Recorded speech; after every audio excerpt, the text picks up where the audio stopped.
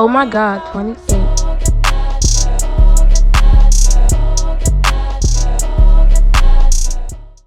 And we're back. And we are back. Hey, y'all. It's another episode of Soul Palate, dog. I feel like it's not right if it doesn't start at some sort of song. Hey, y'all. Thanks again for coming back to us. Yes. We're so happy to be here once again. I am Dee. Kapri, chilling with you on the 1, 2, 3s. Oh! On the 1, 2s, and the 3s. I don't even know what the 3s are. I don't know what the But one. we're on them. I guess the 3s is the microphone. Oh, I guess the 1s and the 2s are the... So the 1s and 2s is the turntables. But the 3, we're going to call the mic the 3s. We're going to take the mic to the 3s. We're going to give them like 3s, okay?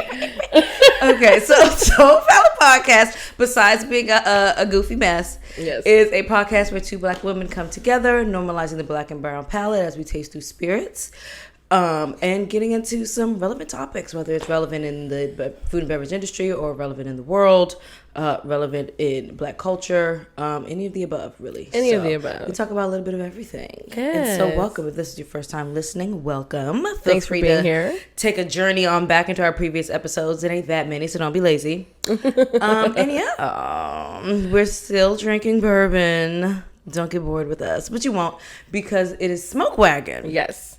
I don't think we've done any Smoke Wagon on the show yet. Last time we did Barstown, their lineup, that was fun. I didn't do 6 this time, guys, so we're not going to hold you for 2.5 hours. But we do have 5 expressions of Smoke Wagon's Rare and Limited collection. They're a very elusive distillery in a lot of ways. They have a social media following, and they have very much of a cult following in the bourbon world, but they don't really share a lot of info about themselves, the distillery, and kind of how they do what they do and all of that. So they're interesting little distillery, that's for sure. Their Rare and Limited releases are usually pretty great, though. I enjoy the Rare and Limiteds, but I mean, obviously, probably more than the flagships. That's probably on purpose. But yeah, we've got 5 Rare and Limited expressions today. One of them is called the only 5-year. So I'm gonna take from that it's the only 5-year Rare and Limited they've released so far. That's all I can really pull from that. I guess. They don't release a bunch of information with these. Once they're kind of out there in the bourbon verse, they're out there. Right. And then the remaining 4 are actually from their Rare and Limited first of 10 release, and I have batches 1, 2, 6, and 10. And this will be my first time trying all of them, so I'm excited. Yeah, I've been preserving these specifically to try on the episode, so it's gonna be I'm happy great. to finally get to these. I'm excited myself. I just like doing same the side by distillery. side. Yeah, that's I'm saving more of those kind of batches of barrels and stuff like that I have to do more of the side by side tastings and stuff. Do direct comparisons on some stuff. I got some Fred Minnick barrel picks that we're gonna compare and contrast. I think that'll be fun. Got some Jack Rose stuff we're gonna compare and contrast. You know what I can't wait to do is make our website and get our archive going. Yeah. You know what I'm saying? Oh, for sure. It's going to be really cool for you all to it can also help people when they want to buy things and stuff like that, where we could just kind of chop out our tasting notes from all of our silly, for sure. awesome, that is great in conversations. The works, y'all. Once we get our, back end stuff together, then we'll start doing websites. Yes. Anyway, y'all need to know about that. So we are going to be tasting some fun Smoke Wagon stuff. So that is that on Smoke Wagon. They're based in Las Vegas. They're elusive, but they have a huge following, and Stillbox is one of their primary retailers, especially for their very rare stuff. Yes. So yeah. All right. So first we sip with us. So this first one is going to be the only 5-year. And y'all, I just took a nice little picture of all of them so we could just give you some rundown. So it's aged 5 years. Oh, wow, the nose is interesting. It is 116 proof. And they don't share their mash. We should try guessing what's in the mash. They don't share the mash either. No, they don't share a lot of information about their bourbon at all. And I think they source a lot. No shade. I'm really excited to go through these, but things companies that don't share that much information, like, what is there to hide is my question. And when I get to that, I get a little iffy about some people don't want to share their recipe, which, please. But also some people, like, when they source it, even though it's very common practice people to source, that's why MGP is such a thing. But even with it being common for people to source their whiskey, a lot of distilleries aren't fully transparent about sourcing it and where they're sourcing it, and it don't even have to be like percentage wise, but you can just go grains. What are your grains going on here? What are you using? Like, it doesn't have to be like, this is my mama's recipe and we can never give it to you because this chicken is fire. But I think even if you choose not to share it for your flagships, share it for your limited releases. Yeah, I think that's part of the draw in wanting to invest in something very limited that you can't try, you can't base it off of. Like, it's being sold at a much higher price point. Like, give me some information. People want to be able to nerd out. So also, people have to understand, like, nature takes its course when you're making a spirit. So no matter if you share a spirit, it will never, or share a recipe, it will never taste the same again when someone else does it. Yeah, like, or even if you do it, like, people have to blend for consistency. Like, if this is a single batch, anything, that single batch can never happen again, because that's just how nature works when you're making spirit, especially when you're aging a spirit in a barrel. Like, if you put it in a different barrel, it's going to taste different. If you put it in the same barrel again, it's going to taste different, which you can't do with bourbon. So it just happens that way. So come on, share a little information with your peoples. Get a little batch number 1. So we're sipping on this only 5-year. Okay, so honestly, when I started smelling this, I got raisin. Yeah, me and then too. I got, and it went into chocolate for me. Chocolate, but then I got French toast almost, kind of like a breakfast filling with the toasted edges though. Exactly, because it's giving some of that like toastiness. Definitely darker. Yep, it's toasty, but it's sweet. Yep. Yeah, French toast, raisin, chocolate, all that. Immediately. What was the proof? 116. Okay. Not the highest, right? Y'all love how I'm getting Kapri trained up, right? Bring in the 120 proofs so that 116 don't sound so bad. This is the only way I do it. That's for sure. Hold on, let me taste that again.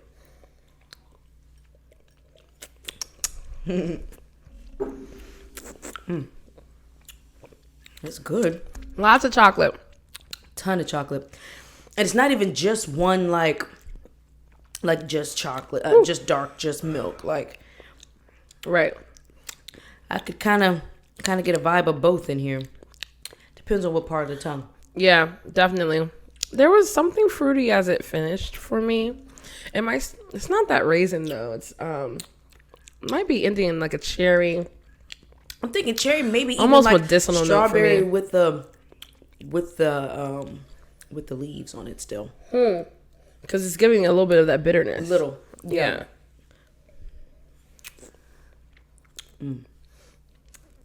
I'll tell you what, I'm not mad at it. I'm going to let it open up with some water.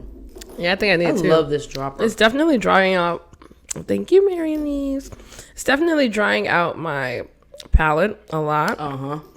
You want another one or you good? Yeah, I'll take another one. And it's numbing my tongue. Is that tannins? Is it tannins that numb your tongue? No, because the tannins is what's drying out. Maybe it's that kind of menthol-y. Yeah. The water definitely opens it up.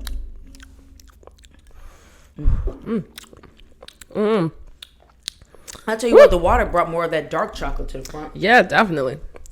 We got our almonds and our truffles. Yes, we do. So good. Okay.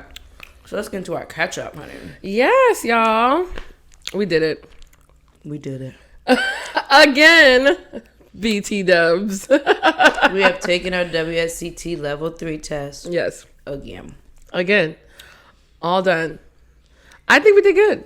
I really think so. I think even though for both of us, we like really prepared for the theory, but then got tripped up by the multiple choice. Yeah, I'm feeling where it was the reverse last time. Yeah. So I don't think I even answered some questions on the theory last time. Like, I think I like had a one sentence, maybe. Yeah. Tried to write a word, and it just was. I don't even know what. I wish I could see those questions again, though. I know that there were at least 2 blank for me, but I wish I could remember what it was and if I could answer them now. I feel like probably now I could, but like, I just this last theory was great. Everything I looked at, I was like, oh, I can give you some. I can give you something. I can give you something here. I was able to answer. My goal was to answer every question this time, and I answered every question this time. Yeah, seriously. So at least I didn't leave any points just uncatchable. And I was just saying anything just to try to get a point or 2 or 3. I was pulling from my common sense at that point when they talked about the rack houses and all that. I was like, oh shit, I didn't read that, but I definitely know a thing or two about a bourbon rack house. So I was and I'm familiar with Kentucky a little bit. That. Yes, I was happy about that because with the sheet that I started in the whiskey area. Mm-hmm. So when I was reading all that, I was, the Scotch, but I didn't get into the Irish or the Japanese. And so when I got there, I was like, stuff. I was like, shit. I read over it, but I didn't like get in depth with it. Right. I just read over it so that at least if I like my eye caught something, on like a multiple choice or something like that, I could kind of pull from my photographic memory a little bit. Oh, and that's what saved me on the cassis question. Bitch. Okay, so what was that one? Because 400 grams per liter. Yes, a shit ton of sugar. I definitely guessed. That's that's because I had read it literally before. I was reading about the egg liqueur, and I didn't remember anything about it. And I was mad at myself because I was literally making fun of the fact that there is an egg liqueur. Because what the fuck is that? Like, what are these questions? Why did y'all do this? It's nasty. You know who the fuck I blame? All you scammy Sammys out here selling fucking exam questions and shit. Yes. And now they pulling shit out their ass because they wasn't asking me about no eggs and creams and shit in the previous batch. Right. And now I blame you, motherfuckers. So there was some stuff that I was like, wow, I'm so glad I read over this. I read over the tequila stuff right before this test. I was like, oh God, I'm so glad I did this. But like, that's like, if I failed because of the multiple choice, I'm not going back.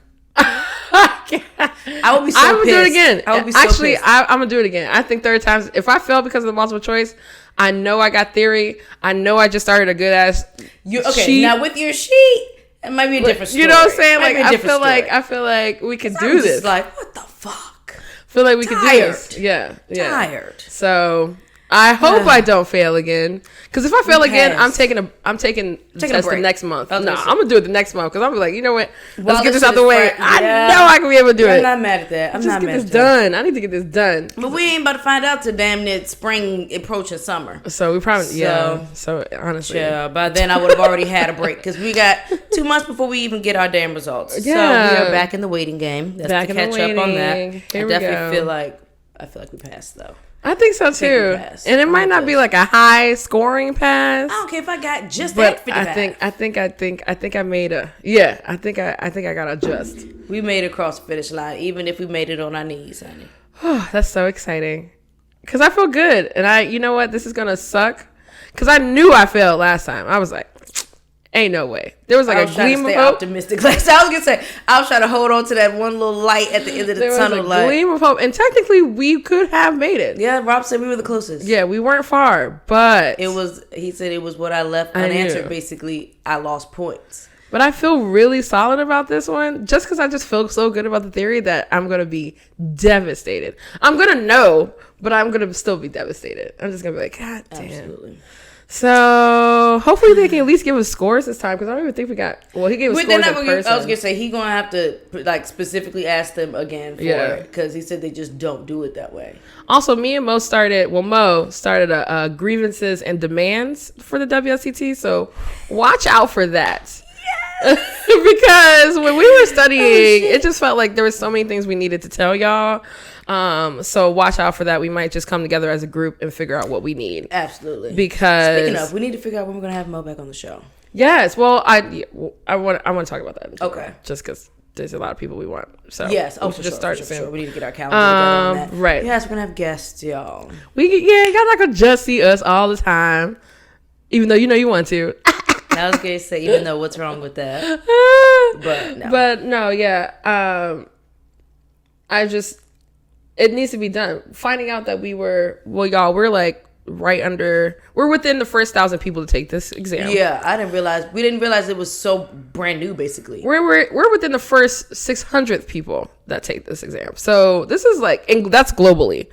This is like really new. Yeah. So I was like, it makes sense why we feel like such guinea pigs then. Because it's just like they started this program right before the pandemic. So they never even had the opportunity to make this like an in-person instructed like class or anything like that. Which is also a blessing though, right? That we'd be able to get it puts us on the ground. But yeah, it puts us on the ground level with it, which I'm not mad at. I just want to make sure we pass. That's really all I give a shit about. I know. Like that's really all I give a shit about, because my grievances, we could fix the grievances by just becoming educators, and that's the whole plan anyway. Right. I'm just tired of having to go through this. I don't want to feel like I'm in just college want to pass anymore. so I can move on. I know.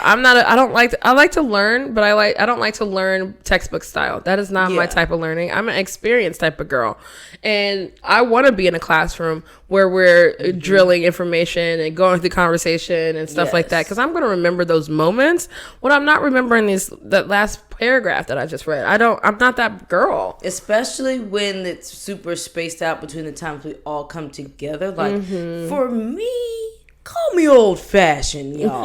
But good old classroom setting actually works for me. Yeah. Like, all the way even through college, like my online classes, I always waited till the last minute to get that shit done, because I need the classroom setting in order to even be accountable to this shit. It was me. In high school, I didn't do my homework at home. I did my homework at school before class, but at school, in the building. This is where the work takes place. At home is where I have home time. Yeah. It's schoolwork. I'm not calling it homework because it doesn't make any sense to do at home. Right. And so I carried that with me into fucking college. I absolutely was sitting on campus doing my homework. I'm not taking that shit home. I'm going to the library, or I'm sitting in whatever little common area, whatever little nook with my fucking bagel sandwich, and I'm doing my work there. I've never been that girl. Yeah. It's never worked for me. So, I dropped out. I wasn't passionate. I was like, I was not passionate about school. No. I think, especially when I started getting my restaurant job. Away from home too, because I was gonna say being away from home for me, I think, is also what kept me in it. Being away from home and then making my own money. Well, I was already making my own money back home, but like making my own money and like doing like going out when I wanted to, eating good, drinking, having a restaurant, like friends and family who take me out and do shit and trap. I was like, it's cool. What the fuck? No. So that's how you wound up just being like, fuck it. Fuck it. I need to make more money. I need more days. You're taking up time, classes. It's early. You want me to be here at 7, 8? I don't know. Oh, so yeah, all my classes were early as fuck, and then I had my afternoon to myself. That's always that was the plan, but yeah. I was not waking up. So it was just like, it was just a snowball effect. It started freshman year before I even had a jojob, though, where I was just partying. I was just like, I don't want to do this. Yeah, the partying catches up with you. I was definitely, because I was part of like, look, back then club promotion groups or whatever, like huge. Yep, they were. Yes, I tried to start my own. Everybody was in their own fucking little promo club or whatever. So I was friends with this DJ who had a promo group or whatever. So like Wednesday through fucking Saturday, niggas was outside. Yeah, like what the? At Howard, we were outside every day. Every fucking day. I was like, how am I doing this? That's what you do when you're 21, 20, 19. I don't even understand where that energy came from, because it is definitely not the same now. Oh, no. It's not the same. Not even close. It is. I'm recovering for 2 days from whatever day I spent out. Just it used to be I would wake up like, woo, still dizzy. Then I was just like, let's just go eat. Once you eat, then you find some tree. No. Now I'm smoking. Now I'm back. So what we about to do? Now that is still, if I can manage to get something on my stomach and hit my jam good, then I'm able to hydrate and stuff like that. But if I can't even get to the food and J part, it's a wrap. I'm just living off water for an entire day, just trying to like get the hydration back. Like, because if I can eat, that means I can take a milk thistle. Period. If I can do that, that means I can hit my jam. Ooh, if y'all not taking milk thistle, please take your liver will thank you. Oh, I'm telling you. Or drink a beet juice. You can feel the difference. Like I literally, I have missed out. And it's the same feeling I get when I drink beet juice. Oh, beet juice too. I love the taste of beet. Yeah. Have you ever tasted my beet distillate?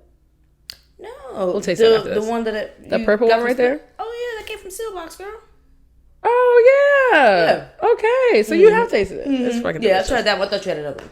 Do y'all still have that? Yes, we still have some bottles left. Oh, They're packed damn. up, but we have it. I saw somebody ask about a beet distillate or whatever on. It was me because I wanted to put it on the menu. Yeah, I still have it. You want it? I was trying to put it on the allegory menu, but Dee hates beets. Like he don't have to love it for everybody else to be into it. Like, girl, I'll talk to you about it later. Okay, But yes, that's an off-air conversation. Ooh, and there's another one that I have another one to remind you of that was supposed to be off-air that I forgot about the last episode. I know. And when you left, I was like, damn, we supposed to talk about this. I said it to myself this morning. That's hilarious. But yes, milk thistle, beet juice, it really helps, y'all. It definitely it's does super. the trick. It's you got to do it. If you're cognizant enough while you're drunk the night before you go to sleep, take your milk thistle before you go to sleep. True. That is the way to avoid having like potentially, because my issue is if I don't get something on my stomach, I'll throw up the milk thistle. So I don't even bother. Yeah. But if I take the night before, then by the next morning I'm good. I learned it from an old school girl who still to this day, she thinks she's like 36. I went inside her bar and she was like, here, have another shot. I was like, girl, I can't do this because I was already hungover. Mm-hmm. She was like, I'm like looking at her like, how are you even going? Because I know she drinks like that. She was like, yeah, every day I take 2 McDistles. And it was something else that she takes. And she was like, and ever since, I'll be fine. Wake up, keep yourself hydrated while you drink. I was like, look, I don't need to drink that bad, but she had it down. She figured it out. She figured it out for herself, and I understand. I get it, but I don't need to drink that bad.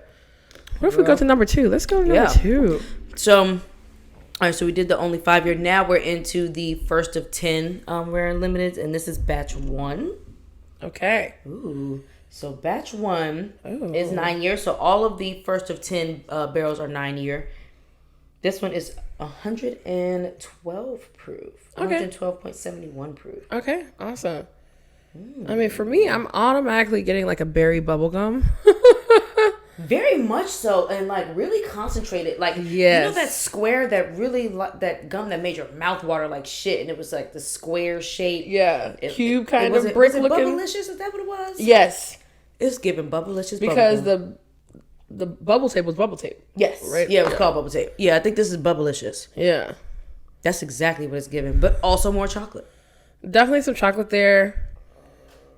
You know, that quintessential cherry that you get. A little bit of vanilla. Rich cherry, dark cherry. Mm-hmm. Cherry vanilla bitters. Ooh, yeah. So we have those. Mm-hmm. Shout out to Bitter Cube. Yes. All right, here we go. I gotta stop giving shout outs with no sponsorship. I'm so nice to you people. Which, you know, that's how podcasters make money, right? Yeah. Sponsorship. And getting network deals. Oh, fruity on the palate too. Oh, wow. Blueberry. Straight blueberry for me. My God, yes. Ooh, bitch, yes. So, I had to get through the smokiness first, and then straight blueberry across my entire tongue. Whole thing. Craziness. Okay, blueberry. But and I'm not a blueberry fan, but this is nice. I love blueberry. I'm not a big blueberry fan. I love berries in general. I actually haven't met a berry I don't like. I like blueberries in yogurt, but get them out my pancakes. Get them out my waffles. I don't need them in my pancakes and waffles. Why are they there? But I will eat them raw. Warm. I love a blueberry syrup. I don't want a blueberry pie. I'm good off the pie. I don't want warm blueberries. More tannins here. Gets a little waxy on the finish too. Almost like candle wax. Or very much so. Or like honeycomb wax. I'm getting some bacon spices. Probably from the oak. Yeah. Especially cinnamon, black pepper. Yep. Specifically. It's giving me rye content, potentially higher rye content than the usual. Just submitted a recipe to someone that I'm doing an event with, and like a small event, but I'm gonna make a salt and pepper honey for this cocktail. Salt and pepper honey. Ooh, save me a little taste of that. I'm really excited. Yeah, I think there's gonna be some left over, but it's because the thing is called Family Table, and it's pretty much just bringing like a small amount of Black queer people to a table to celebrate the end of this is Sunday's event. Yeah, the end of Black History Month. But I was like, they want me to make a cocktail for the first hour, and I was like, okay, cool. Like, do you want me to pair it with the food or what? They were like, well, we're doing like quintessential soul food. So I'm thinking to myself, like, what do I want to do? What do I want to do? First of all, when you said salt and pepper honey, immediately it made me want to like go home and make some like salt and pepper wings. Yeah, glaze it with honey. Yes, and then save some of that honey to put in a cocktail. Absolutely. So I'm calling this cocktail Abundance. I'm just excited because I was like, wow, this sounds so great. Watermelon juice, salt and pepper honey, lemon juice, soda water, and I want to be able to like sub in any spirit for the people that are there. But I personally would put either I would do gin, all white spirits with that. I would personally do a gin or a white rum, or honestly, or white dog. Could be white really dog, tasty. or even a tequila could be fabulous with that. I would do a tequila or mezcal with that for sure. I like agave and watermelon for me is just like my favorite summer combination. I'm drinking that shit all summer I was thinking long. Tequila. There's gonna be a tequila there, so I'm excited to see which one plays best. For me, agave spirit, not the nectar. Watermelon and any type of hot pepper. Yeah, like a spicy pepper. Son. Yeah, seriously. I'm excited. I called it Abundance because watermelons were what we were living on, like a cash crop for Black people, and I just wanted to pay homage to that. Yeah, homage to that. I love that. Yeah, so I'm excited. We'll see how it turns out. I'll take pictures for y'all. Yeah, so we can share photos on the next episode. Ooh, there's something green here. Ooh, sorry, green like vegetable? Green almost. Green herbal, green, almost like green like a vegetable celery. Skin. Like, are you getting some? Or maybe yes, but also like I don't know if it's cucumber skin, but it's the skin of something. I was thinking that too. You was getting that too? Yeah, weirdly, only when I smell to the side like this. I got the celery on the palate. Okay, nice. Like celery leaf. It was real light. That's interesting. That is a good Smoke Wagon thing going on there. I like that. When you said, I'm so glad you said website because now I'm thinking of like archiving just all of our notes and stuff like that. Exactly. We'll start transcribing our notes. It's gonna be fun. So that we can actually share these with y'all to have you go back to, and you can use it as a reference if you ever come across any of these bottles and want to remember like what the notes were on them or whatever. Yeah, we'll have a place for you to have those things. So remember, I was telling you, I had somebody come meet me about like a personal website design, and he just one of the biggest things that I got from that conversation was just about how do you keep people on your site, right? Like, what is it? Because he was speaking a little bit over my head, but really talking about like if Google's going to put you as a top searches for this, they're looking at how long people stay on your site. Yeah. And I didn't know that. I didn't know they're counting on that. I get email insights from Google every, like, I don't know if it's every week or every month. Yeah. But they give me insights on my website, what pages get the most activity, right? How many new impressions I get, how many, like, returns or whatever. Right. So, yeah. So he was talking about, like, what can your website hold that people are staying here, and you also kind of like a source for other things, right? So, like, say all the things that we tasted, of course, we're going to have links to them, but, like, just having like this information, having these archives, people can think of like not just like let me Google this, but like, oh, I know Soul Palate talked about this. Let me go there. So like, I just think that'd be so cool for us. Yeah, I need to rejudge my website a little bit, kind of do some redesigning and stuff. I need time to like really. We just need time in general. So, Cash App is first of all, we need a Soul Palate Cash App.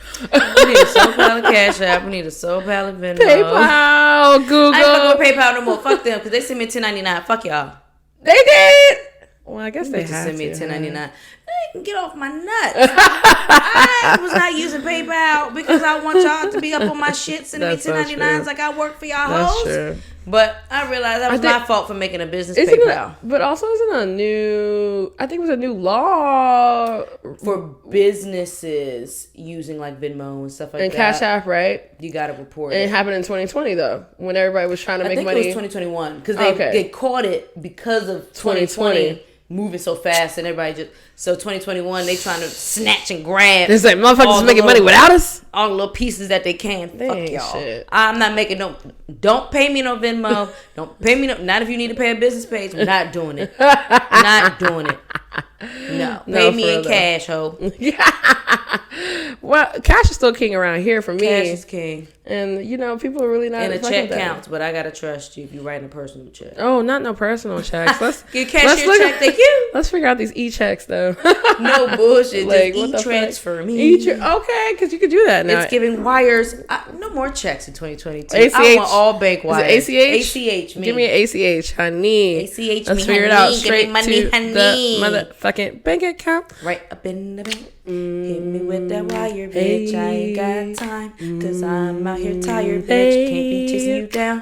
Cause, bitch, I need my money. Send it real fast to the ACH, honey. Got me fucked up. I'm not chasing you in 2022, bitch. This is not what we do. I'm giving you these services.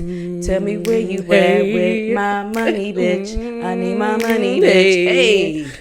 I need my money, bitch. I need my money, bitch. I need my money, bitch. Hey, that's a part of my period. That was good. We did a song. Hold on, hire us, bruh. Period. If anybody needs a theme song, off the bat, you know, got you. Some ad content, got you. We got you on the 1s, 2s, and the 3s. That's gonna go into our with it and all, but we're not there yet. So just a little bit more catch up. Yes, I was going through Instagram and I follow this page called the Whole Phase, and the Whole Phase, whole means healing over everything, but they really speak about like relationship type things, mostly relationship type things. And so last week, they were talking about the benefits of being single. So of course I love that.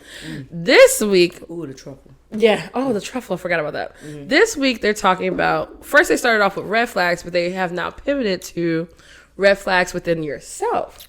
So my question to you, Dee, what do you think your own red flags are? Definitely. Okay.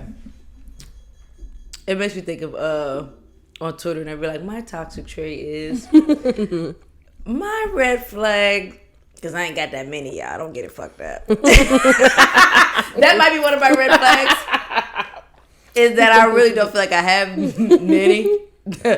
But definitely my need to like control things. It definitely presents itself on a very micro scale at first. Because everybody shows up with their representative, right? My representative just happens to be a very accurate depiction of who I actually am, though. And so it just starts on a smaller scale. So I can gauge just how much control I can have. Okay, that's real. Like it could be something that's like certain things when you're dating somebody, like usually certain stuff you'll find cute at first. And then when you see it amplified, it's like completely turns you off or like drives you crazy or whatever. Yeah. I definitely think one of mine is like, it could be something that you initially would find cute, like me ordering for you at a restaurant or something like that. But then later on down the line, when I'm like literally telling the bartender exactly how I want my drink, and if you're not that type of personality, you like to just let them do their thing and take what they give you, that'll make you a little uncomfortable. Like, it took around a minute to just get used to the fact that I ain't changing. If I don't trust how you're gonna make it, I'm gonna tell you exactly how I want it. And I'm not shy about it. I would rather somebody, if they're picky, tell me exactly how you want it, and I'll give it exactly how you want it. I am that bartender. You can write the recipe for me. I don't give a fuck. And I'm going to give it to you exactly how you want it, because I want you to be satisfied. Absolutely. She's not like that. No. She's like, just let them do their job. No. No. So that's probably especially if I just ordered a daiquiri from you and it didn't come right. I'm going to tell you what I want. I'm telling you exactly how I want it done. Or my margaritas, I don't even bother to ask. I just tell you exactly how I want it. Yeah. And apparently, me wanting a classic margarita is considered a skinny margarita. Me just wanting... just the Cointreau, lime, and tequila? It is, yes. That makes sense. I don't understand where the skinny part, because I thought it was always classically that way. I've never done like sugar or just sour mix or any of that bullshit. Yeah. I might supplement, like I'll do, so at home, I'm doing probably 3/4 lime because I'm a little heavy handed on the agave. Agave spirit. Not agave. I have to feel like I have to specify this. But, and then I'll do 1/2 ounce of Cointreau, 1/4 ounce of agave nectar. And that's how I kind of add that little bit of sweet. Yeah, I feel like it always needs a little bit. Yeah, something. I'm fine with just Cointreau. I can still drink it that way. But I usually do like a little bit, but if I don't trust them to have agave nectar back there, then I don't bother with that. Just cut it and give me the Cointreau, and just amp up my Cointreau. Did somebody say, "Oh, a skinny margarita" to you? Yes. When I said I want this, this, and this in my margarita, oh, that's just a skinny margarita. That's how we make our skinny margaritas. Well, that's how they make their skinny margaritas. Not everybody. So margaritas is one of the cocktails that like so many people make differently. It's interpreted differently everywhere. I don't want my shit frozen in a big ass goblet looking thing. Right. No, I want it on rocks. I want a half gram of salt, and particularly Himalayan sea salt if you got it. Or Malden's flake sea salt. That's just unmatched. But yeah, I'm very particular about my margarita for it to be good. Yeah. So I'm always telling people where that, but I don't look at that as controlling. I look at that as knowing what I like, knowing what I want, and if I'm paying you for it, I want it exactly how I want it. Yeah. And I don't think there's anything wrong with that. No. It'd be different if I'm trying to send you out down the street to the liquor store to get some shit you don't carry or something like that. That's a little different. But, and also if you were flipping out about it too. Like if you don't want to make it that way, fine, I'll stick with wine. Like if it ruins your whole night, then maybe we're having exactly. But no, if I don't like it, I'm gonna send it back. Absolutely. And I'm gonna get wine. Yeah. And I'm gonna move on with my night. Yeah, absolutely. Because maybe that's just not the place for me to get a cocktail. Yeah. Like that's fine by me. And there are many places like that. You know what? I just thought about another potential red flag. Okay, I'm very logical about how I feel about things. Like and about how others feel about things. So logically, if the way somebody is saying they feel about something, like it doesn't make sense once you give me the why, the how, the what's, and all of that. If it's not making logical sense to me, I'm probably sitting there with a dumb dick look on my face. Like, what do you want me to do about that? Like, I'm giving you all of the actual facts that we have present, and even with that, you can't move past whatever this is that you're feeling. That's a you thing, and I can't get it. I can't bring me into the you thing. I see that. I could see how someone on the other side would interpret that as a red flag. Because it's on their side. Exactly.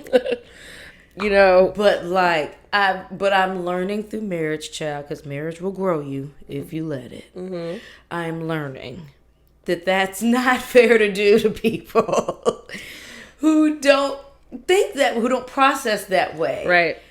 And like, even with my own feelings, on the flip side of that, I have a very clear list and timeline and notations on exactly when I felt this way, why I felt that way, and like what it was that you did that would make it to any logical person make sense why my reaction or interpretation or whatever would be this way. Right. So you not understanding, even with all this common sense shit in the middle that leads to this reaction, how do you not meet me in that space where it all makes sense? Because people don't follow the same way you follow. Yeah.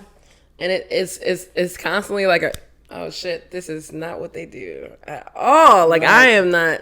We didn't follow this the same way. You went and I thought I just went straight. So I can see how that could potentially be a red flag. Other than that, I'm pretty great. Okay. I like it. So I was thinking, like, what my red flags are. I give up easily. It's like, I'm gone. I don't try to work too hard about anything that makes me feel emotionally uncomfortable. I like to be uncomfortable in lots of different situations, but once I'm emotionally uncomfortable, I'm like, I don't need this. There's no point of why should I even try? And so that's been something that definitely turns people off. Definitely is like, you don't want to try, all this little whining and shit. There's a give and take on that, right? Because when you say that, I get what you mean. But have you ever been with anyone yet where that person made you feel like it was worth it to lean into that discomfort and still do the work just to see, just to get to the other side of that? At least I thought long enough. It's worth it for everybody to put that type of energy in. Yeah. If it's making you feel a way emotionally, I think if it's, towards the beginning and it's already making you feel something emotionally that's not great, and you've already communicated and talked about it and still weren't able to, feel better about it after the fact or whatever, that's different. Yeah. I think that's just practicing boundaries. But it's different if you're like in something committed or whatever, and then the second that something's uncomfortable, you're like, shut down. I'm both. I'm all of it. I'm all things encompassed under whatever makes my feelings feel weird. Yeah. I'm doing better of trying to communicate through it rather than just shutting down. I'm away. Yeah. I'm pushing away. I'm done. It's over. Everything's finished. Aquarius can ghost. I will get the fuck out. Yeah, ghost game is on a trilly. Peace. I'm out. Bitch, I'm gone. I don't give a fuck. Like, I'm out. I think that's one of them. Another one, I think, of my red flags. I get what you were saying though, like just like the logical thing. Mm-hmm. I feel like I'm pretty good at seeing all sides, but then I don't know if this is a red flag or if y'all just need to be better. It's the fact that because I see everything from all sides, when I notice that you aren't, I'm fucking going off on you. I'm livid. I'm just done. I'm over it. So the conversation probably becomes a circle because of me, but I'm just like, but you're not seeing what you're saying. You know what I'm saying? Exactly. Like, now I can see what you're saying. You can't see what you're saying. Now here we are. And it's motherfucking but only circle. One of us is seeing the bird's eye view of this. Meanwhile, you're still stuck in your... I'm confused. So I don't know how to explain that red flag, but that might not help communication. But I think I'm communicating. Maybe that's a red flag, that I think I'm communicating with your ass and I don't understand why you're not understanding. That might be their red flag. Maybe it's theirs. I feel like one of my red flags might be my initial inability to like immediately jump to seeing another person's perspective. I'm getting better at it now, but that's only because I'm making an intentional effort to do so. Yeah. But that's definitely hasn't been a common practice for me in terms of like, because for me, and the way my brain works, the way I'm thinking is perfectly logical. You need to meet me where I'm at, because clearly, why would I digress to meet you where you're at if the way you're thinking is just not... It's not hitting. That's right. It's not giving what it's supposed to give. So I'm usually trying to get people to, like, you need to come up here with me because I don't have time to come down there with you in terms of the way we're thinking about this. Right. But, again, I'm learning that's not always fair. I feel like it's kind of the burden on the person who has a more conscious or aware perspective of something to give grace to the person who hasn't maybe gotten there yet. And that's hard. That's hard. That's hard because it's like, well, no one ever sees it where I am. Because I also have an issue with if you're complacent with not, like with staying in the space that you're at and you haven't recognized that there's room to evolve there. Oh. Then I don't understand what I'm supposed to do. I'm out of here. God. Superman now. Oh, God. Let's go. Yeah, that's hard. That's a hard one. But see, what's also hard is that I think this is a good exercise, but it's also hard because red flags are for the other person to really determine for them. You know? It's all relative. Yeah. Because that might not be a red flag for somebody else. Right. Like, for them, it may just be like, oh, well, you communicate what you want. I'm not somebody who picks up on those things well, so I like to have someone blatantly say to me, right, this, that, and the third, so that I know how to make my adjustments accordingly. I think my red flag for other people is honesty. You know what? And I can see, not bluntness. I'm gonna say, and I'm gonna bring back honesty. You are pretty blatantly honest. I don't give a. I'm saying it. First of all, yes, because you say this motherfucking anything out your mouth, and it be with a smile. But the thing is, you say it with a smile, bitch. I think it's the fact that you say it with a smile that initially it throws people off. Because like, did she just say? I did. But she's smiling like I did. And that smile is genuine too. I'm confused. But the smile be genuine too. So it be confusing people. I said, bruh. I don't know what to tell you. I said what I said. Like, exactly. Just like that. So jovial. So jubilant, and whatever the fuck the word is. I be crying like, why nobody understand? I don't get it. Because bitch, you crazy. Nah, that's that Aquarius shit though. I love it. Look, I don't know what to tell you. I take it. I will take the bluntness with a smile. Because then it kind of forced me to like laugh first and process later. How do we look, I don't know. This is just what I had to say this now.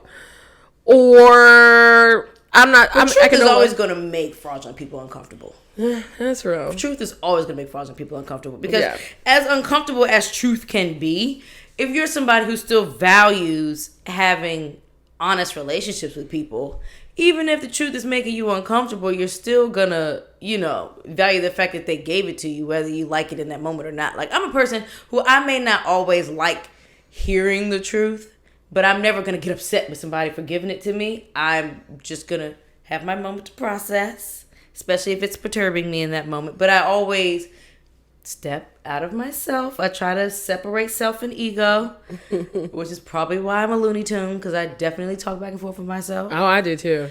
And kind of... You got to. You got to gather yourself and recognize, like, am I feeling the way because of me? Or am I feeling the way because of them? Are they wrong? Or am I feeling the way because they're right and I just don't like it? Like... You got to have those conversations with yourself, and I definitely do. So I may not always be receptive in the beginning, but I usually will come back and be like, okay, I'm not going to say you're right, but I definitely hear what you're saying, and I receive it. That's my go-to. I receive what you're saying. That's good. I may not like it, but I receive and respect it, and it is noted.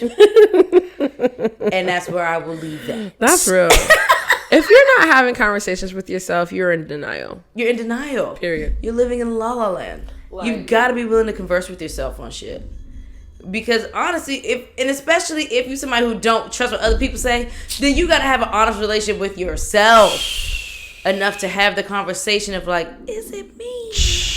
But is it really me? You don't even have to admit it to nobody but yourself first. Right. If you once you get to the point of admitting it with yourself, you're not growing. I don't give a fuck. You're not growing. And that's the truth. That's the truth, Ruth. You're not growing. I don't care. Because that means that means everything's the truth. Everything's reality. Everything that's happening in your mind, in your space, it's absolute is the ultimate reality, and nothing else can be told. That's scary as hell. That's scary as fuck. Fuck no. That's how sociopaths and extreme narcissists and that's how those people are developed. It's a not for me. I don't want to be a sociopath. I would like to be able to forge successful and healthy relationships with all types of people. Okay. Whereas sociopaths cannot quite do that. So I value relationships more than I value being right all the time. Even if I know I'm right.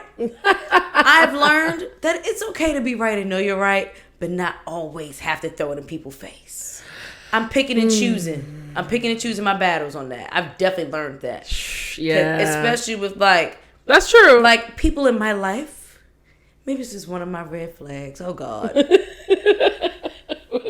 People in my life that I tell stuff to, because I'm not a person to mince words. And I'm not a person to like to just hear myself talk and like be on a pedestal and stuff. So if I say something, like whether it's like an advice or just throwing a bit of information out there or whatever, if I say it, it's because I really feel it's important for me to say it to you. It's important for me to share it with you or whatever.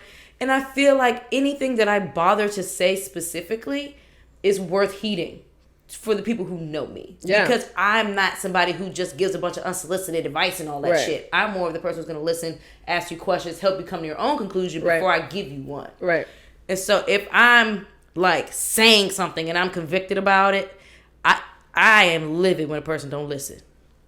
It bothers me to my soul. Mm-hmm. But I've had to detach from needing somebody, whether or not I choose to throw it out there, needing somebody to take it and actually do something with it. Yeah. Because everybody has the right to take any information and do what they want to do with it. If you don't feel like it's for you to take and heed or whatever in the moment, who am I to force you to? Shit. But shit always comes back around, and I'm going to say always because my track record is pristine.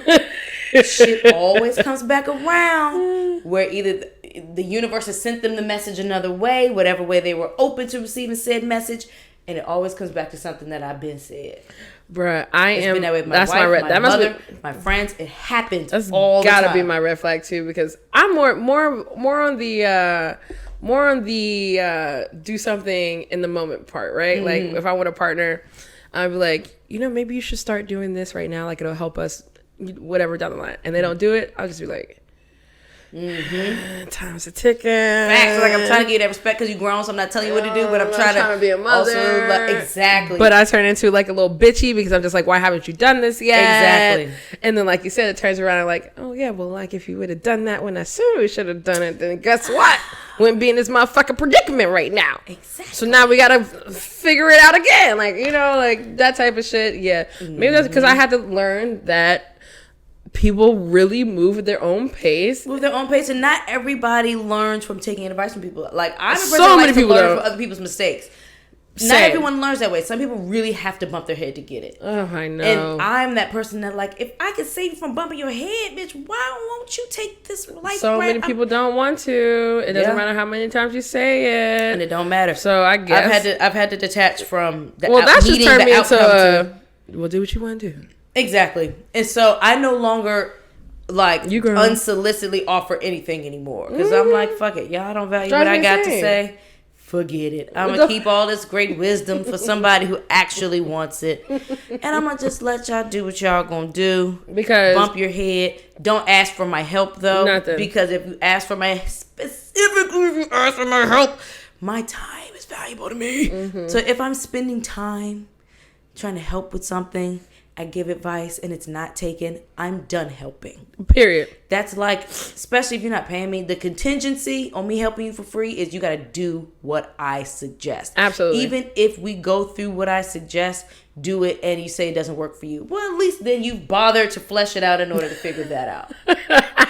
But to just skip over it and then you're still running your own little rat race on this hamster wheel because you never bothered to even try what I said, I ain't doing it no more. No, we're done. That definitely, I left that in 2020, to be honest with you. There's gone. It's gone. It's gone. With the win. I'm not doing that. It's 2022. 2020 who? I ain't gonna call that a red flag, actually. I like that about myself. Okay? But I did evolve. It started as a red flag, but it has evolved to a yellow approaching green flag. Because I'm being conscious about detachment from what you do with the information. Right. Absolutely. Absolutely. Ooh. Number 3. Okay, so number 3, in the Smoke Wagon first of 10 lineup is first of 10 number 2. Okay. Also 9 years. This is a 111.93 proof. So we're back at 112 basically, but 111.93 proof. Ooh, and this one, they're all different so far, y'all. Mm-hmm. This is also giving really fruity, but different fruits. Yeah, more stone fruity for me. Yes. Mm-hmm. Like apricot, peach. Yeah. Apples. I don't think Nectarine. Apples are stone fruit, but I'm getting a little apples. Nectarine, that's nice. Yep. Red cider. apple, right? Mm-hmm. Yeah, because there's still some baking spice there. It's not as pungent as in the number 1. Right. Because that was a lot spicier, a lot more like black pepper cinnamon, whereas this is some cinnamon still, but also maybe a little nutmeg, something a little softer. Definitely. Absolutely. Yeah, and that nutmeg powder kind of. Ooh, yum. And I get orange peel. Orange peel, that zest.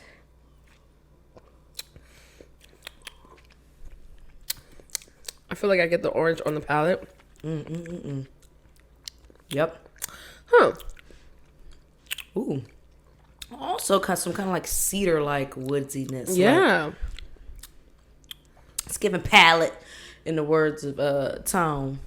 Let's give it wood palate. That's forever one of my favorite tasting notes that he was ever said to me. Because that's so specific. Anybody who deals with palates on a regular basis would appreciate that. Yeah. Yeah, I'm definitely water. Doing some water. Yeah. Ooh. Okay, y'all. Whoever's listening, I want to know what y'all think y'all red flags are. We're gonna put this one on the gram too, but because I like that combo. I think that's people always calling out somebody else fucking flags. But what are your own? What are your own? Reflection? And I'm be here for a honest reflection. and self-reflect on what your own shit is. Oh, that water opened up some weird nosing for me. A little funkiness, like cheesy almost. Popcorn. Is butter. it giving group 3 fractions? Okay, yes, I think it is. All right, y'all. So we go educational moment. Bing. Boop. So in WSET language, yes, group 3 fractions are essentially a part of a cut when distilling a spirit. And one of the aspects or aromas or flavors or whatever that it can actually contribute to a spirit, these fractions, is a cheesiness. And so if you ever are experiencing like either on the palate or on the nose where something is giving like a cheesy essence to it, that's usually because they've done what's called a wider cut in their distillation process, and they've included some of those group 3 fractions in there, which is like fatty acids and some different alcohols and stuff like that. They fuse together to make these esters that are going to give you more of a cheesiness to it. So that's what that is. They also give richness to the palate too. Yeah, and a little bit other flavors and texture. It's to help the spirit be unique as possible. To make it more characterful. Yeah. I use that shit a lot in my theory this time. Characterful. That's like, great. Oh yeah, y'all love that word. Yep. Characterful. I'm not using complex. That's so general. That's such a fucking general. Character. I fucking hate it. That's another one. It's got a lot going on. Oh my gosh. Like lot going. Oh. Oh wow. There's so much going on, y'all. There's so much going on here. It's got a little bite, but it's light. Whereas this one, the spiciness and that kind of bite is very prevalent in the front and like pretty much carries throughout. This one, I got chocolate. I feel like it's hard to pull out what exactly I'm tasting though. Yeah. Yeah, it's not any one particular note that like overpowers the rest. So it's kind of bouncing back and forth between a couple of different things.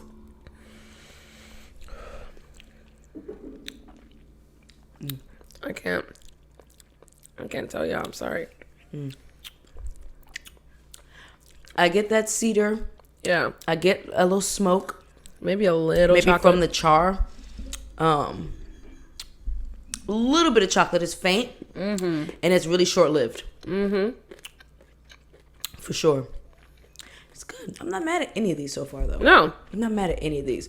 Because of what they are and the fact that they're like collectors, kind of. I would never make a cocktail with these, but these could honestly be cocktail bourbons for me. Oh, really? Yeah. Well, this one in particular could be. I definitely feel like these are sippers. I'm a big advocate for drink your whiskey how you like it. Drink whatever how you like it, even if it's rare. If you want to put a splash of cocoa in it, then baby, here you go. Ooh, but that's my red flag. I'm judgmental and stuff like that. Sorry, because I appreciate that she's like, drink what the fuck you want. I do. Say, if you want Crown Peach, drink that shit. Drink it. I'm gonna let you drink that shit. I'm just also gonna tell you, don't expect to see it at my house. So if that's what you drink, bring it with you. That's all I'm gonna say. I ain't gonna shame you, but I'm gonna tell you, I ain't got that shit. I got some Crown Vanilla over there right now. But I love a Crown Vanilla, Crown Peach in a cocktail though. John, good as hell. And I had some Crown from like the 70s and compared it to a Crown from like now. So much better. Very different. They're very different. Very different. My granddad had a bottle of Crown that never got opened from when his father got it as a gift working at the post office. Wow. His father's passed now at this point. Yeah. And it was just one of those things that was still in the house. He never opened it. He wasn't a drinker. And so then fast forward to when he, brings it home with him. He's like thinking he's going to give it to me. I was like, well, no, let's taste it. So he gets gifted a bottle of Crown at work like 2 weeks later from like now. Yeah. And so I was like, that's your dad saying, no, keep that. Yeah. Keep that, son. Yeah. My gift to you. You have a bar. Yeah, that's true. Keep that. Just keep it. You received it as a gift too? The same way your dad received it as a gift from work? I was like, no, I'm not taking this with me. Yeah. Keep your father with you in that way. Like, absolutely. I believe in the universe sending me shit. I believe in ancestors sending me things. I believe in all that. I finally have kind of established a little corner on my bookshelf for my ancestral altar until I get the office together, because the altar's going to be in there. But for now, I've got to keep my picture of my aunt up, along with a picture of my mom and grandmother, because they're pretty much my main forces around me, protecting me, guiding me, so on and so forth. Absolutely. I have my offering of water, my offering of whatever whiskey I pour for the day. My mom said to do a little offering of weed, so I'm probably going to include some weed up there. Only reason I haven't done it yet is because I'm scared my cat's going to go up there, sniff it, try to eat it, and be tripping out. Yeah, maybe you put in something that can close. Yeah. Yeah. Maybe. So do my little offering up there for her on that. So I definitely believe in paying attention to signs. I was like, no, you keep that. You got it. Yours the same way he got his. No, that's for you to keep. But I think it's interesting how vastly different they are. Yeah. And they were also owned by the different companies too. Yes. Between those two times. So, but yeah. Wow. I want to taste it. That's awesome. Yeah, whiskey's such a fun thing. I doubt he's even opened them again. So one of these days when you should keep it summer, because I want to do I want to do like a cookout and stuff like that, but I don't have a yard, and of course his yard is fab. So I want to do a little cookout like probably early evening, because I wanted to go into nighttime and do the fire pit. Yeah, I haven't done a fire pit party in a really long time, and I miss it. Yes, fire pits are great. My granddad's been renovating the kitchen and stuff, so I'm waiting for him to kind of be at a comfortable space where enough of that work is done to have anything else at his house. But definitely when it's hot out, that's the plan. I can't wait. That's going to be fun. I can't wait. I feel like, this winter went by pretty fast. Which is nice. I'm hesitant to get too excited because this weather is like, up and down. It'll be 2 days of 60s and then it'll go down to the 30s. Absolutely. So I'm still dressing like it's 40 degrees. Yeah, that's true. I'm keeping it in the middle so that I don't get fucking sick. We already be sleeping with the damn balcony door open, so I be waking up with a little like scared that I got the fucking Rona and shit. Oh no! But then it's gone by like 10 a.m. and I'm like, okay, I'm fine. Oh god! Because in the morning I be like, oh god, please don't be cold. Please don't be COVID. Please don't be Omarion. Because that's how it started. Omarion started for me like a irritating, like, itch in my throat. Oh, I hate that. But it didn't go away. Yeah. For like the first week. So if it's gone by like 10, 11 o'clock, I'm like, okay, thank God. We're back. I'm drinking tea. I'm good. Okay. We back. We are back. I just need to do better at protecting my chest. Because we both like a good breeze at night. That's real. I keep my window open. Oh, yeah. I keep my window open at night. Yeah. I keep my windows open, period. Especially because my building is self-heating, so I just need to. And it's apparently good for keeping the air clean too. Oh, great! Because that's what I'm trying to do. That's what I'm circumventing dust and particles that can kind of go through the window, like you're circumventing all that instead of recycling it in your space. Ooh, yeah. I don't like that type of shit. I think your plants like it too. Yeah. I think they need that air, that wind. Thriving. They're doing pretty good so far. Yes, plant mamas. But yes, y'all, we on to With It or No. The section where we talk about if we with something or we not with it. What kind of topics do we got today? Well, I'm going to tell you. Y'all, business is as usual with these motherfuckers. And not just brands, people in general. We spent all of 2020, all of 2021 speaking about how we need to get paid for the things that we do. Doesn't matter. We talked about how energy is put into making a recipe. Yeah.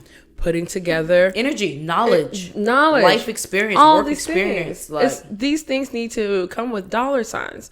So recently, especially because Women's Month is coming up, I'm having people approach me, of course, about wanting to do a feature. Can I feature you?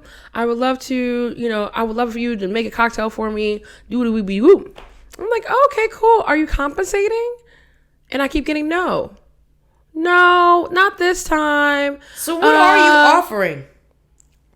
Exposure again. Nigga, I no longer need exposure. Unless your platform is like television network, like something that I like genuinely feel like the eyeballs alone will make that money up for me and then some, then I'm not doing that. You talking about exposure and all that, you having a little Instagram following and all that, doesn't matter to me at this point. No. If I need exposure on somebody's Instagram, I have access to people with large followings where if I need to make something shake, do something creative to get eyeballs on me in that way, I will finesse that within my own controls. Right. So one of them was my girl and she's my girl and she is featuring at her restaurant and money is going towards charity. Okay. I'm gonna do that's different. That's different. I'm gonna step on that. But you just want me to put me on your Instagram and then you want it to be so that we can buy bottles for the bar and have your placement in here? Bro, I'm not doing that. That sounds like a win-win for you. Where is it? Where am I doing anything here? I'm not. So I'm just like, what I want to talk about here, I am not with us forgetting that it takes time, it takes energy, it takes everything to make a cocktail recipe. And then girl, we can't, we did all of this types of stuff. Like I see people still doing it. I was even talking to Shouts out to Chrissy. She reached out to me and just was like, thank you. I'm so happy that Chocolate Stays Best. Every time we did something, you all paid. I'm like, absolutely. Mm-hmm. It's like, we don't. It was important for us, especially once we started having these conversations. Yeah, she's been adamant. Capri's been adamant about it. Like, if I can't pay anybody, we're not going to do nothing. But if I can pay people, and that's a part of, like, going to brands for me, I need to add into the budget that this is what we need so that we can pay people when we want to feature them. That's huge. This is time and energy. Even if it was an Instagram Live, if it was, we took pictures and videos of you, I still wanted to pay them. Yep. You know what I'm saying? Because that was huge for me to make sure y'all know that your time is valued. Yeah, and, exactly. She was just like, yeah, I'm so happy you did because other people don't. And I'm like, I don't even say yes anymore to these things. Like, as soon as you say it's not compensated, I'm sorry, I can't do that. Exactly. Even if it's like some like local newspaper want to be like, can you have this by? First off, newspapers need to start paying. Period. Newspapers and articles and stuff need to start paying because you want that shit 2 days from now. That's the thing about it. You want something last minute, all urgent and shit, which means I got to put other stuff to the side to dedicate time to making sure you get this in time, and then you're not going to pay me for it. And you don't want me to pay? I'm just like, I'm sorry. Like, and not to be this person, but, I'm comfortable at the point right now where you can Google me and find some stuff right now. So, like, having to always say yes to be featured all the time, give that to someone else. Give it to another person right now. Like, I'm okay to just chill out until I hit another level where I want you to expose me a bit more. But, like, right now, I'm okay. That I'm say yes to the money-making opportunities. It's what I'm going to do. But because everybody's got a fucking roof to keep over their head. Like, everybody's got a mouth to feed. I don't want to say if it's yes just if it doesn't have dollars behind it. I don't. That is my boundary right now in my career, is that if it's not paying, I'm not trying to do it. Period. That's it. Like, I want to help out Black people, and and this is, I'm sprinkling that, right? Like, okay, I'll do this for this Black friend, I'll do this. But other than that, like, I'm not saying yes to all of my Black friends either. Like, I'm sorry. No. It can't. No, I'm not do it for the love, do it for the culture. No, I'm not doing that either because because we make it a point to, as a Black nonprofit, to still pay people that we're asking to dedicate their time and energy and stuff towards. Like, why would I then turn around and accept less from somebody else? What makes me less valuable? What makes my time and the efforts and stuff that I put in that even prompts you to ask me to do something in the first place? What makes that any less valuable? What? Like what? What? Just because you know me? Just because you know me, because we went partying. Because you know me is even more reason to pay me, ho. If you fuck with me, don't you want me to pay me, ho? An apartment? Don't you want me to be able to continue to go out and shit? Pay me. Like, what the fuck? My discretionary comes from the extra money I make, from the main money I make. Fucked up, bro. What the fuck? No. Yeah, confusion. We out here with budget sheets and shit. Like, I don't know. Pay me. Confusion. So, not with it. That was one thing I had to talk about because it's been happening recently. Once again, because I said Women's Month is coming up, so of course people are like, "Oh, no, I'm sorry." Gobble gobble. I'm sorry. If I'm chilling, I'm chilling. Like if you don't see my face this Women's Month, you don't see my face because it's just people don't want to pay. And don't think that just sending me on a mission to go, like, to do something while I'm already going to be out anyway is going to work either. Because I'm not multitasking for free either. No, like at all. If I'm going out, it's not because I'm doing recon for you for something. No, pay me. Pay me. Pay me. I want to get paid to drink anyway, so.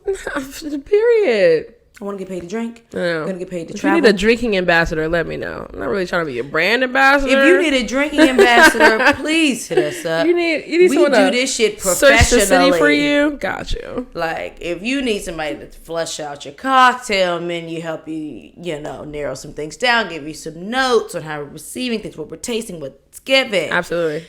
Then we're your girls. We can do that. I can do that for you. I can do that for you. Easy. You ain't gotta worry. And it will be very informed. And it will be very intentional. Seriously. You don't have to worry about getting some bullshit report back. It will be in detail. Recommendations, photos, all the things. Yeah. So, but you gotta pay me. But you gotta pay me for it. Period. I charge people for a conversation at this point. People try to like hit my DM or whatever. I'm like, yeah, I wanted to ask you a question about how to get sponsorship from liquor brands and this, that. I see you do a lot of stuff with different liquors. Like, I'm trying to get sponsorship for this, that, and the third. And I just wanted to, like, now I'm not a proponent of everything has to be like the game should be sold, not told. I'm not a proponent of that. Right.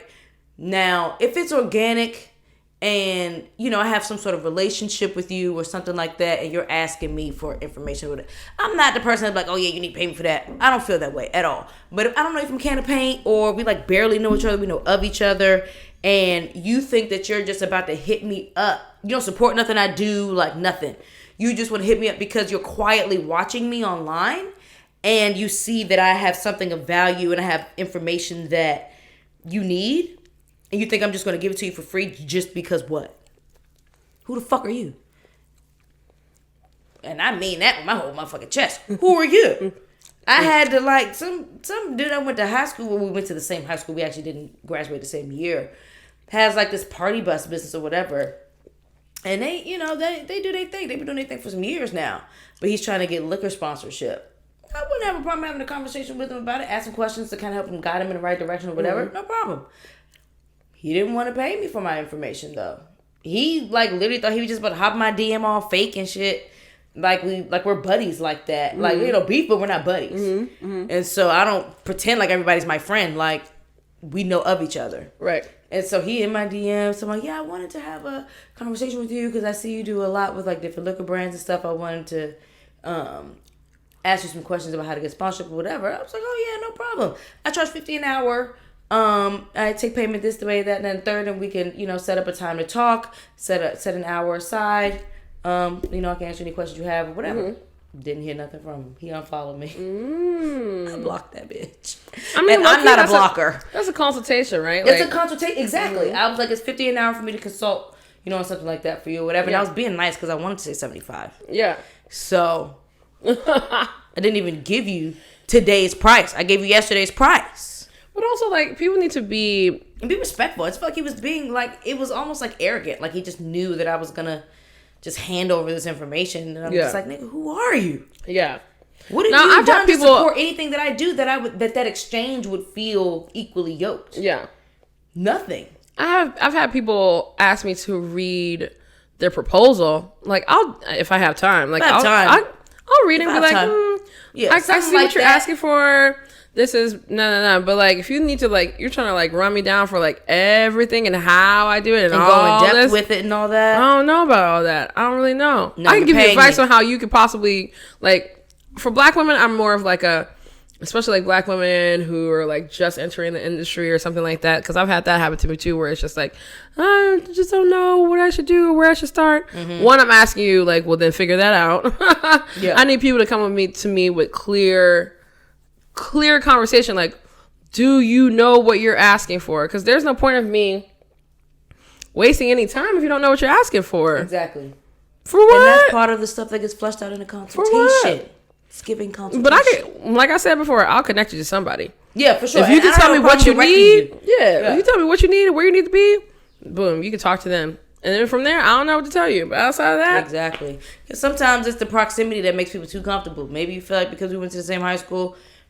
that I don't know, I just shouldn't be getting paid for the work that I put in for the fucking years way after we both graduated high school, college, and have moved on. If you're coming off in a weird like, energy, like, I'm definitely not giving you nothing. No, I'm not giving you nothing. I wasn't even entertaining giving you any ideas or resources until you paid a deposit. Legit. Period.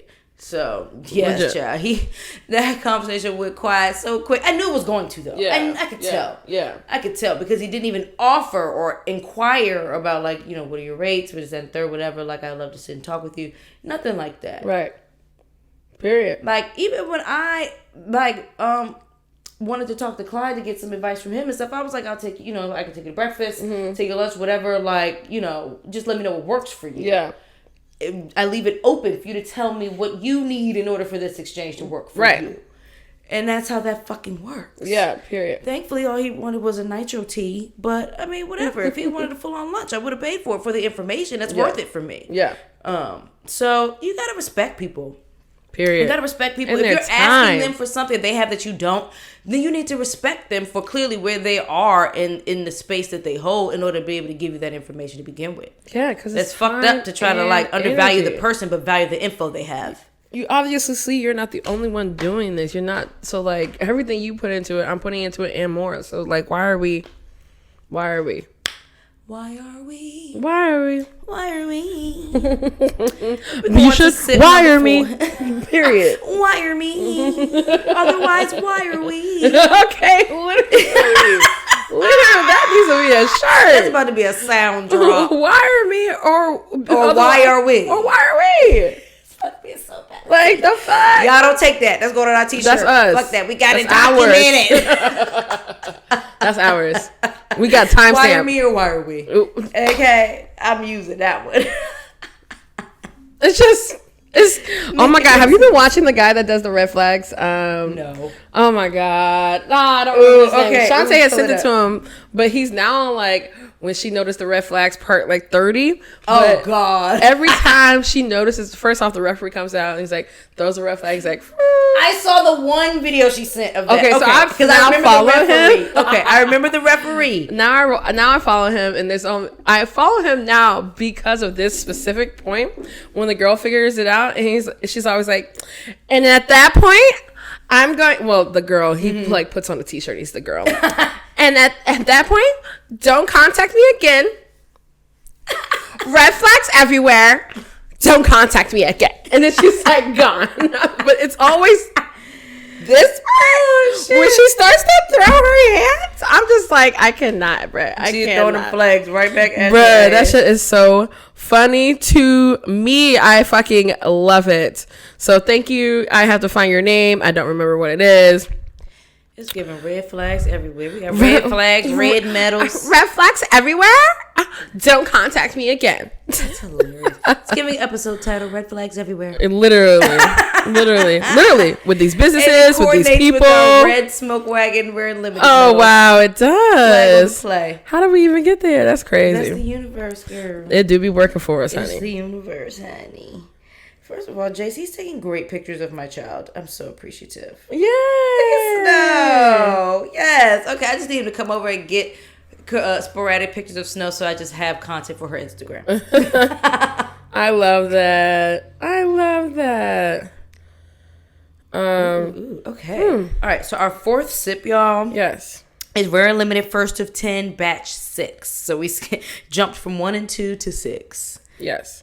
Hopefully one of these days we'll figure out where 3 through 5 went. This is probably just what was left for us to get our hands on.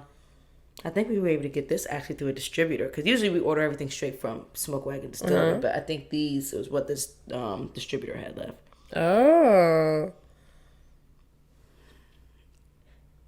Of course, when I'm trying to talk about this man, I can't find his damn picture, his damn Instagram. So this one, okay. So again, this one's 9 year. Yeah. But the proof is another low one, 111.42. So it's going down progressively. Okay. I like it. Oh, what's up, Pam? I get nuttiness. Maybe almonds? Definitely. Or maybe hazelnut. I don't know. No, those are two very distinct nuts. It's almond. I think almond too, because I'm getting like the not exactly toasted almonds, but like the almonds that are like without, not the shell, but it's like white. Does that make sense? Like just the innards of it. Just the innards of the almonds. A husked almond. Okay, is that what it's called? Because I'm just like, because I know it's not the shell per se. Yeah, technically, because we're not cracking it and like, but it can be removed. So yeah, I would call it the husk, for lack of an alternative term. But I mean, it's giving quintessential bourbon notes. Yeah, for sure. You get caramel. You get a little light butterscotchiness, vanilla. Butterscotchy, yeah. Even a little like, I don't know if that's tobacco or it's not leather, so maybe it's tobacco, a little smokiness. A little bit. I mean, there's it's a light. lot. It's definitely not as smoky as the previous couple that we've tasted, but I do feel like the alcohol is coming off a lot for me. Is it giving like acetone? Or yeah, burning my nose a bit. Oh, you know what? I pre-diluted this. Maybe that's why it's not hitting me as hard. Oh, okay. I did one squelch before I even smelled. I did not do that yet. Oh, a little bit of lemon there. Yeah.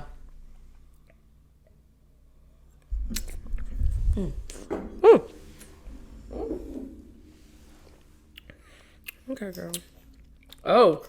Is that the Thirst girl? Oh. And then a girl from Thirst named Pam.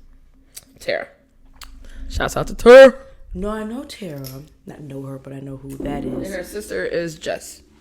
So who the fuck do I know named Pam? I know a bitch named Pam somewhere. Pam! From where, I can't tell you. It's going to have to come to me. Palate's a little smoky, too. Also a little fruity. But it gave me something cool. Let me try it.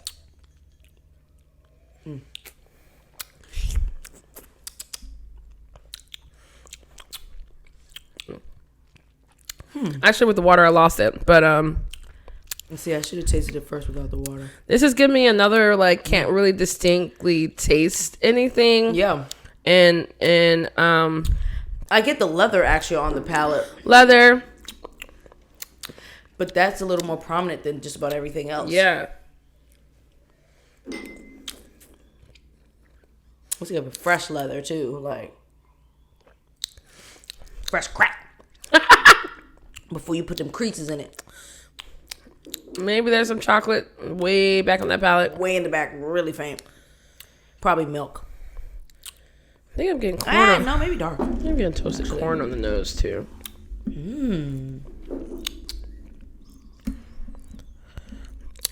Yeah. Toasted corn on the actual cob. No, dried. More of not popcorn, but just dried corn kernels, maybe. Kernels, yeah. Okay, y'all. I'm still not mad at any of them. Started watching this crazy ass show called The Servant. Bitch, I'm over it. Okay, bitch. So I didn't make it so far because I did not get far yet because I don't like the show. There's so many fucking shows that I watch that I just never made it back to Apple TV. I'm always TV is my favorite thing. Well, I told you I dropped Netflix, I dropped Hulu. Yeah. So all I have right now is my anime, which is Crunchyroll. I have Amazon Prime, and then I have other stuff, but what I'm watching on stuff is Apple TV, Amazon Prime, and Crunchyroll. So Crunchyroll, I love that. Yes. So it's The Servant, y'all, and I really actually just started it yesterday, and I've just been watching and sleeping and watching after our test yesterday, and it's insane. The Servant is wild. So it's a little literal premise because it's already insanity. on third season, so I'm not ruining anything for you at this point. The premise of it starts with this lady having this traumatic experience with losing her baby. Yes. And instead of facing the reality of the trauma, she actually goes into this deluded state where she still thinks the baby is exists or is alive or whatever. But not her fault. What she's seeing is a real baby in her mind, but in the reality, everyone else around her is saying that this is a fucking fake child. So the baby doesn't actually even occur to her that the baby never grows, walks, nothing. But the baby does come to life because of old girl, this is the mystery. Because of the servant, babysitter girl, sitter nanny. Because they baptized her servant, right? Well, I think it stands for lots of different things. I think it stands for the servant of the Lord, servant of whoever. Yeah, she's extra religious and got all this weird stuff going on. It's a whole weird thing that they're still being very fucking vague about, which is blowing me because. How y'all vague 3 seasons in? I know I'm on the 2nd season, so I'm getting more still not about it, but the baby was real enough to have a baptism. At least 50, 60 people saw this baby. There's videos of a real baby. In season 1. Was that a baptism? Yes, that was the end. That was the last season, last episode. Episode. Okay. So this is very fresh. I was watching this yesterday. Yeah. So the baby was real. Yeah. It was. So it was a doll, and then it wasn't a doll. They nurtured this baby doll till they finally decided I want to be a real boy. It's been insane. Pinocchio. I'm very confused. But what the issue is that they are not telling the mother what she did for the baby to no longer be there anymore. And because of that, she's in this spiral denial. She fucking spoiling. She left the baby in the car for a whole day. Oh my God, yes. And the baby suffocated and died. A whole day. How did did you forget? On one of the hottest days in Philly. Yeah, that's what it was. Okay. So it was like I'm amazed that the husband stayed, to be honest. I don't know if I could stay. I'd be blaming you like a motherfucker. Yeah, that's why I don't know if I can stay. Because even throughout the episode, I was like, are you serious? Are you forgetting this? Because she parks the car. She motherfucking takes out the grocery bags. She leaves the door open. This is how much she forgot everything. She leaves the door. She didn't even close the door. Then she goes, takes the groceries out. She even puts the fan on in the baby's room so if the baby was in there, it could cool down. She falls asleep on the couch. She looks at the door and closes it. Doesn't remember shit. That doesn't even jar you to be like, wow. She walks upstairs to the crib that was empty. Doesn't think about anything to go outside. And then early in the morning, like 2 a.m. in the morning, she is like, oh my God. This bitch is creepy too because she does everything. It's very weird. It's like... And self-righteous has the nerve to be. The way that she is facing her truth or what's reality, like what's real, is like this. It's not happening.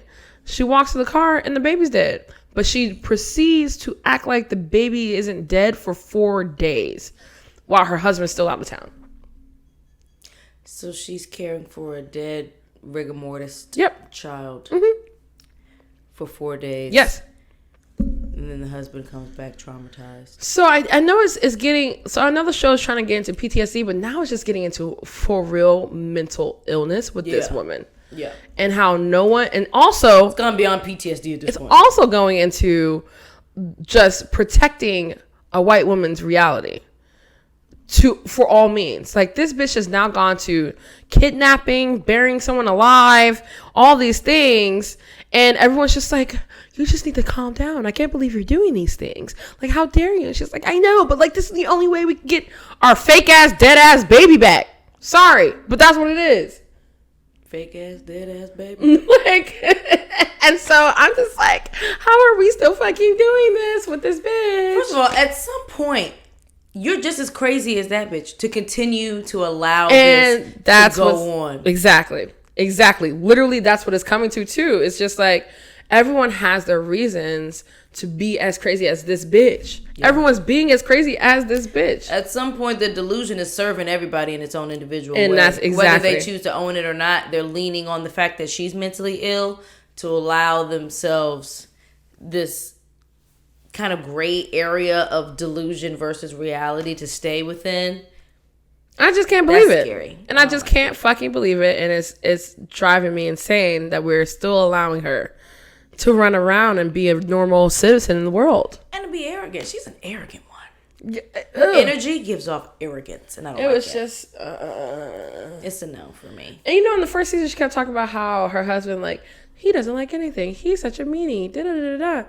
And then, like, the second season, we get to see a little bit more of who she actually is. Because the first season, her delusion makes her, they kind of framed it like he was kind of being mean and, like, as if she was just... she's crazy, too. She's a nut. And they actually make a good couple because they're both fucking mean as hell. Honestly, like, him being this chef and, like, your regular chef, very right? High strung, ego very, like, forward, very ego forward, very like, short trigger, very like always on edge. He has his helper who he cusses at all the time. Like, it's just like that type of like drinker. You know how they love a bottle of red. Stereotypical chef. It's giving stereotypical chef.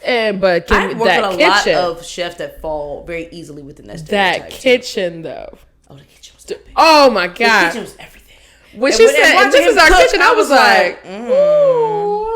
First of all, the key to my heart he has an herb garden. Kitchen.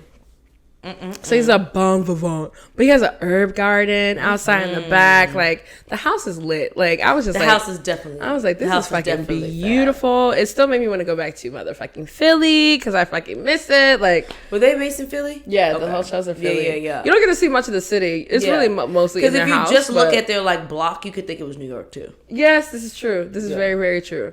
This is very true. I think the only thing that was kind of giving Philly is that the brownstone that they were in, it was a little lower. Mm-hmm. I don't know. Not so tall as in floors. And their sidewalks and street. I don't know. It's just like so small and weird. Like, I just remember being on a street like that, and I was like, that definitely looks like a part of Philly for me. I want to do a trip to Philly too. Maybe we'll go together. Fuck it, let's go. I want to do a trip to Philly. So we gotta do a trip to Richmond and to see what's it, Rabia, yeah. Rabia. Okay. Oh, we're gonna have to ask her. Go to, sorry, girl, if we fucked it up. Yeah. Rabia. I think it's Rabia. Yes. See, I've never actually heard her say her name out loud. I always see it in writing, so I've never had the opportunity to like actually hear it pronounced. Right. Same. So yes, we'll ask her just to give her that proper respect, girl. Yes. You know, we don't mean no harm, honey. I can't wait to talk to her. And she said, "Don't call her Bia if you don't know her, bitch." I love that post. I was like, I feel you. That's why real. Nobody who is not like family or a really close friend can call me Nay. Don't ever in your life try it. Don't ever in your life. Nobody who I don't share blood with or is not my best friend has ever tried calling me Nay. Mm-hmm. Like, no, don't. D is for y'all hoes that don't know me like that. Danae is for when we get a little more acquainted, or if that was just how you were introduced to me. But I don't really have. I mean, I have Preezy, a Pre. I call you Pre. But, like, I just feel like regular people ain't calling me that. Yeah, they just say Kapri. Yeah, because ain't no point. Why are you calling? When people, it's always thrown me off guard if someone tries to nickname my name, because I'm always like, you don't need to. It's Kapri.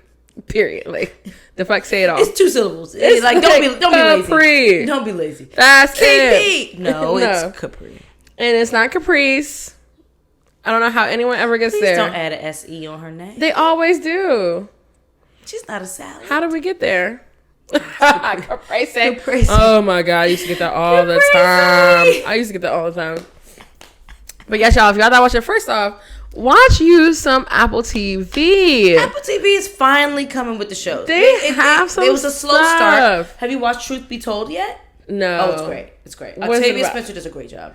What's it about? So she has like a podcast. She has like this true crime podcast type of thing, but she's like pursuing actual like crimes that have happened, mysteries and stuff that have happened, and pursuing this through her podcast, working with like the local police department. And, like, that's something I would like to watch. And it's in this town where it's like a small town, so everybody knows her, and her sisters and her father's had this bar forever. Yeah. He's in the motorcycle gang, whatever.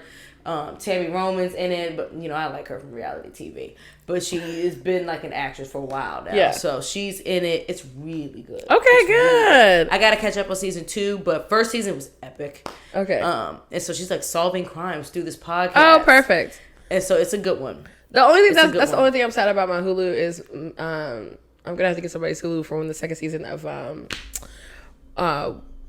Only in This Building or something like that. Murders in the Building. Murders in the Building. Yes. Oh, that was so good. Oh, girl, yes. Murders in the Building was so well done. Good. I love Steve Martin. Good. I do Steve too. I can't remember the actor's name who plays the other old white guy, but I like him too. I think I talked about this last episode, but I finally caught up. It's only 2 episodes in, but I watched the last episode of Severance.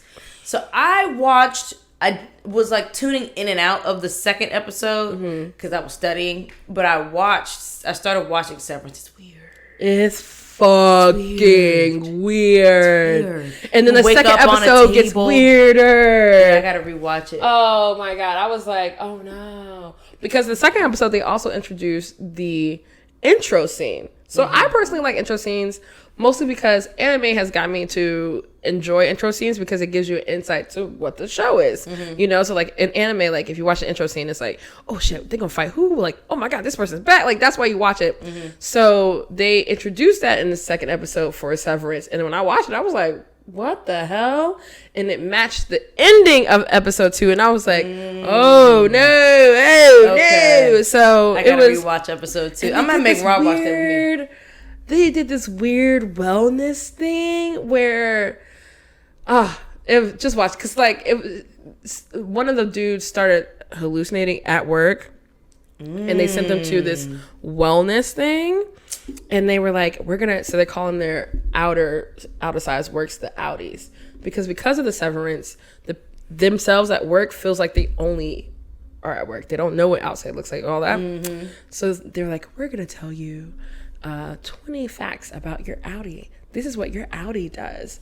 And we want you to... And that's about themselves outside of work. They're telling them what they're like outside of work. Bitch, the facts are... You like to swim, and you swim really well. Meanwhile, when they leave work and go back to who they actually are outside of work, it may not be anything like that. Nothing. But you like to watch movies. You collect records, and you love music. Why not just tell them who they really are? What? That's easier information to obtain than just making this shit up. Something's there's a real person outside of I this. cannot wait to get to the end of this. So now I'm at the point where they're dropping every episode every Friday, which is sad. I thought this show had been going. I didn't know it was so new. So now I have to wait every Friday. That's how I feel about the after party. Me too. I'm so mad that I caught up so quick. It's the weekly episodes for me. Cut it out. Come on, y'all. Oh, speaking of, I gotta start watching Kanye's joint, the second episode. Kanye's documentary so far so good. On Netflix. I'm gonna. Oh yeah, I forgot it's on Netflix. Well, I love that he spells out genius. I think it's so funny. Oh man, I don't know. I was looking at the. It's a great perspective provider and a humanizer. Because I feel like it's more that's often the point. than not, like they put Kanye in this like outer worldly kind of space. I'm always sad. He also positions himself there, but I'm just sad whenever I think about him. Like it's literally one of the moments where I'm just like, when I feel like I want to hold a black man. Is every time I think about Kanye. Yeah. So it's just like, I just feel like that's just going to make me more sad.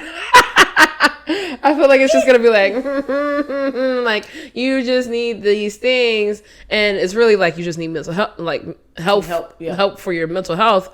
But like, more so, I just feel like you need more like wisdom filled black still give you some context into kind of like who he is now is kind of still who he's always been. Yeah. I think everybody, the culture period kind of feels that once his mom passed, there was something that just switched. Because I think something just came more intense. And it shows more intense. Yeah, I think that's a good way to put that.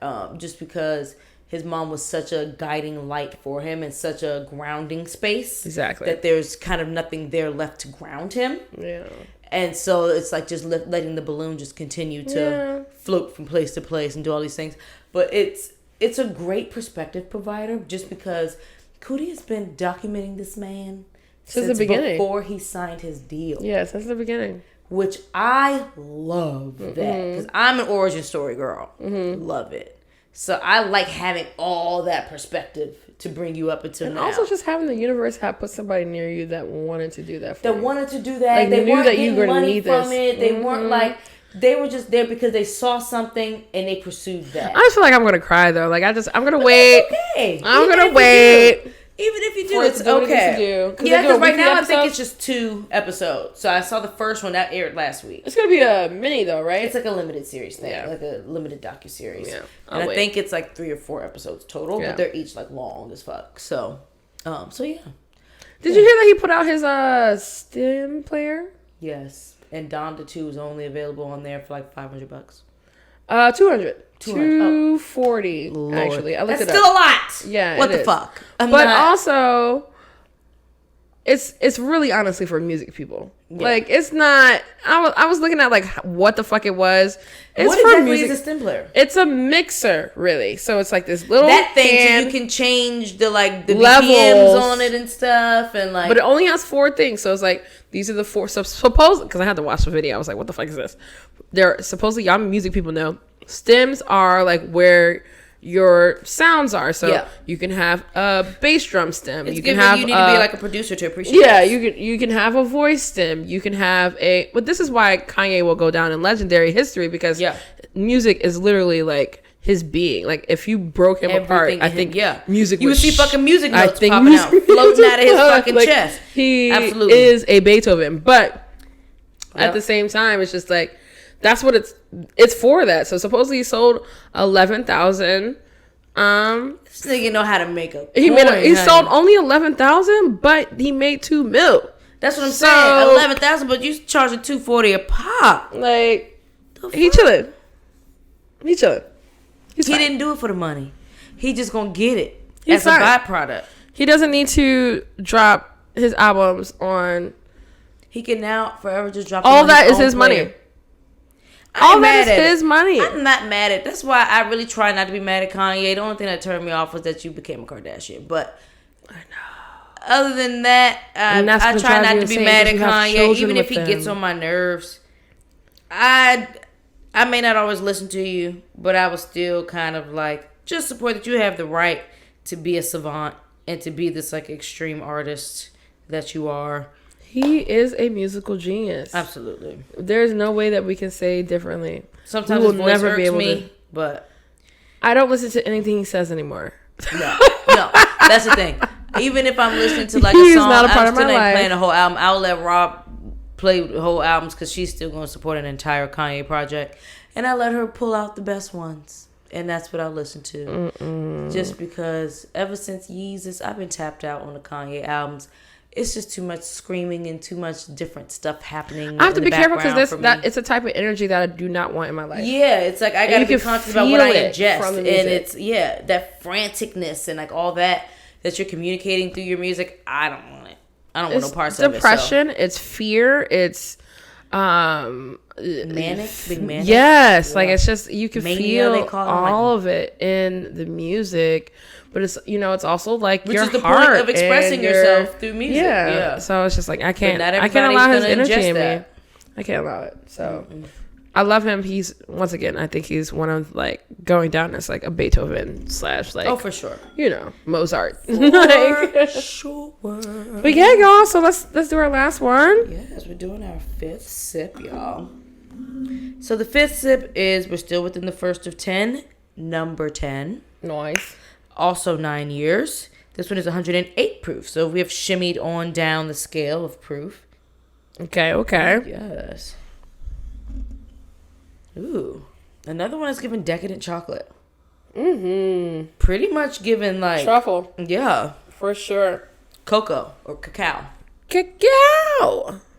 I realized cherry, the difference between these truffles and shit. Because I orange tried some oil lint truffles and I was like, these are not giving what it's supposed to give. Because they're not cacao truffles. What did you have? What was the other one? The chocolate brand Lindt, the German brand. Lindt. What kind of truffles were they?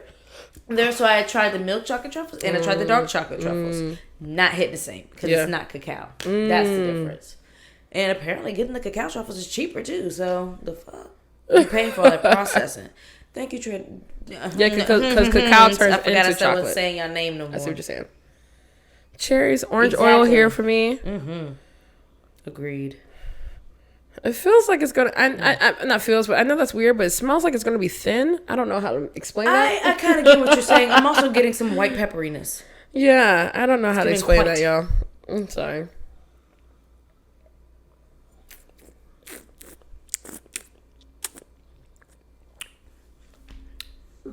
So in texture, it is thinner.